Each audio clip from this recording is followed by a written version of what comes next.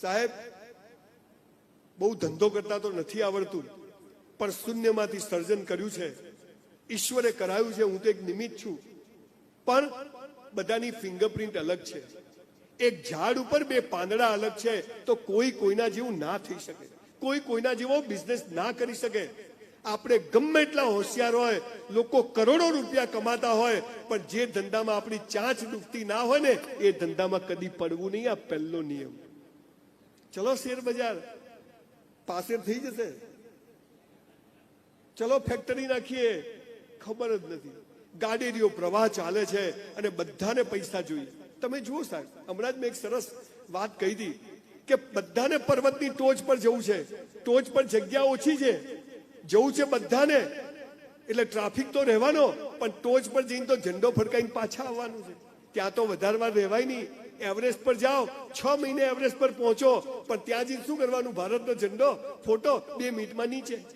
એમ પૈસા કમાવા માટે આખી જિંદગી મહેનત કરીએ, પણ જ્યારે પૈસો આવી જાય ને, ત્યારે સમજ હોવી જોઈએ કે કેટલો જોઈએ, કેમ જોઈએ, શું છે, પછી પાછા.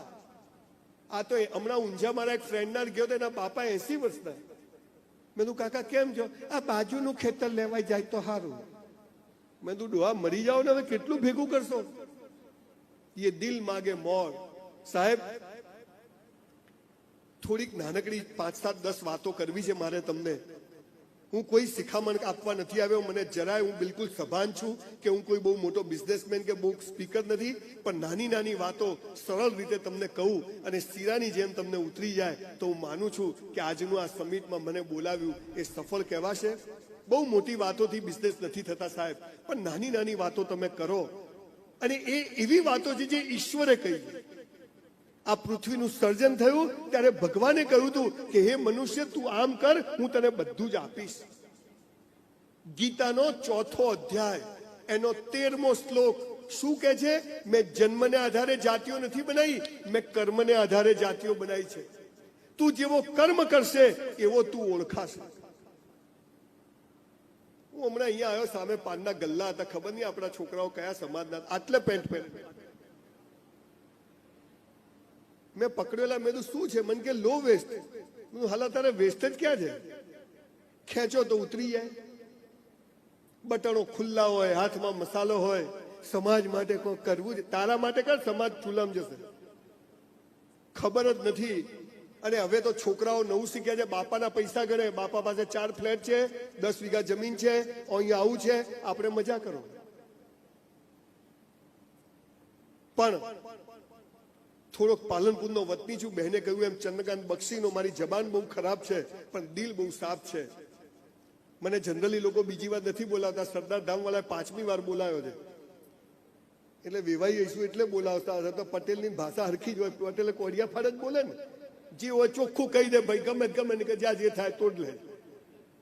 આ બરાબર સાચો નિયમ છે. સારું સારું બોલવું નહીં, સાચું બોલવું. અને જે સાચું બોલે ઈશ્વરને ગમે, લોકોને ના ગમે પણ ઈશ્વરને ગમે. તમે જુઓ, આ ડોમ બનાવવો હોય તો 100 માણસ હોય તો 100 દિવસમાં બની જાય, બરોબર? 200 માણસ હોય કેટલા દિવસમાં બને? 50. 400 હોય તો 25, 800, 1600, 3200, 1 લાખ હોય તો 1 મિનિટમાં બની જાય. આ હલા આવું ભણાવે આપણે સ્કૂલમાં. આમ કરો તો આમ થાય, આમ કરો ના થાય તો થતું હોય એમ થાય, ઝપી જાય ને. તો હું હમણાં અમદાવાદ એક સ્ટોરમાં ગયો તો એક સરસ છોકરી સ્કર્ટ પહેરીને ઉભેલી. મેં કીધું કે બેન કેમ છો? મને કે સર બોલો. મને કે સર બાય 1 ગેટ 2 ફ્રી, 1 ખરીદો 2 મફત. મેં 2000ની નોટ આપી, કીધું 2 પાછી આપ. કે એવું ના થાય. મેં કીધું કેમ ના થાય? આપણે ઉલ્લુ બનાવવાના ધંધા, સ્કીમ હોય એટલે સમજવાનું કે ઉલ્લુ બનાવવાનો ધંધો, ડિસ્કાઉન્ટ એટલે સમજવાનું કે એક્સપાયરી ડેટ નજીકનો માલ. કેમ કરીને પૈસો કમાવો? પૈસા એમ આવતા નથી બોસ. તો પૈસો કેમ આવે છે એની વાત મારે તમને કહેવી છે.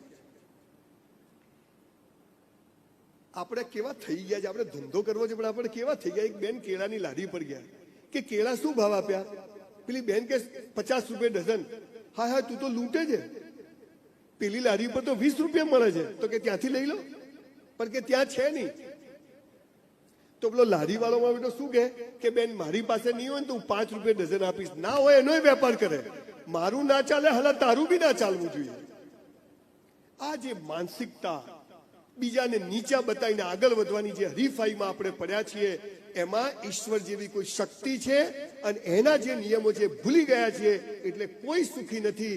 એક સામાન્ય ઘરમાં જન્મેલો સંજય રાવલ, ઘરમાં સંડાસ બાથરૂમ નહીં, ઘરમાં પંખો નહીં, રહેવા માટે ઘર નહીં, ત્યાંથી આજે ઈશ્વરે મને એ જગ્યાએ પહોંચાડ્યો. અને છતાંય મેં નક્કી કર્યું કે 50 વર્ષે મને જે કંઈ હશે, ભલે મારી પાસે એક રૂમનું ઘર હશે, પણ હું 50 વર્ષ પછી બિઝનેસ નહીં કરું, અને 50 થી 75 હું સમાજ માટે જીવીશ, અને 75 પછી મારી જાત માટે જીવીશ, પછી કોઈનું નહીં સાંભળું.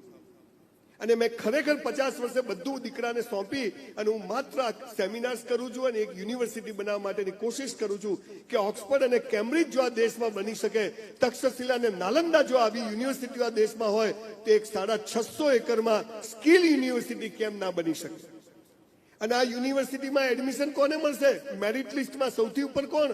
3 ટ્રાયલ વાળાને સૌથી પહેલા એડમિશન આપવામાં આવશે, પછી 2 ટ્રાયલ, પછી 1 trial, 35%, 36%, 40% admission close. Gagjibhai Sutariya આવે કે ભાઈ અમારા ભત્રીજાને 90%, ગગજીભાઈ ફોર્મ જ નહીં મળે. 80-90% માટે તો બધાય કરે, હે ને? સમાજ ભેગો થાય, તેજસ્વી તારલાઓનું સન્માન, અમારા જેવા ડોબાઓનું શું? અમે બધા નક્કામાં છીએ. ભગવાને બધાને સરખા બનાવ્યા છે. પેલા ગોખી માર્યું, પેલાને ગોખેલું યાદ ના આવ્યું. પણ એક આધ્યાત્મિકતાનો ટચ જ્યારે બિઝનેસમાં આવે છે ને, ત્યારે બિઝનેસ જ્યાં અડો ત્યાં સોનું થાય. અને આ વાત હું તમને કહેવાયો છું. મેં ક્યારે મર્સિડીઝ વિચાર્યું, મેં ક્યારે અમેરિકા જઈશ, દુનિયા ફરીશ વિચાર્યું નતું, પણ બધું થવા માંડ્યું. હમ તો ચલતે ગયે, કારવા બનતા ગયા. આ કહે છે ધ્યેય ઊંચો રાખો, એટલે મંગલ પર ઘર બનાવવું છે. બાપાને માલથી મહેસાણા ભાડે નહીં મળતું. પોઝિટિવ વિચાર કરવા, નેગેટિવ આવે ધક્કા મારું, જા જા જા. બધા વાતો કરે છે, પણ પાયાની વાત કોઈ કરતું નથી કે જીવન શું છે, કેમ જન્મ્યા, કેમ આ ધંધો. આપણે ઝાડ ઉપર બહારથી પ્લાસ્ટિકના ફૂલો લગાવી પરફ્યુમ લગાવીએ છીએ, પણ સાચા ફૂલોને પરફ્યુમની જરૂર હોતી નથી.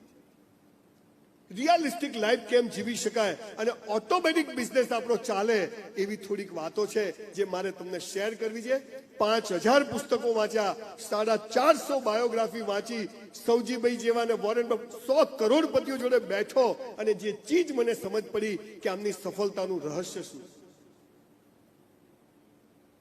આકાશને અડવું પણ સાલા પગ જમીન પર રાખવા, પહેલી વાત. અત્યારે તો માણસ હવામાં જતો રહે. જે ઝાડ ઉપર ફળ ફૂલ આવે ને, એની ડાળીઓ નીચી થાય, આમ ઊંચી ના થાય.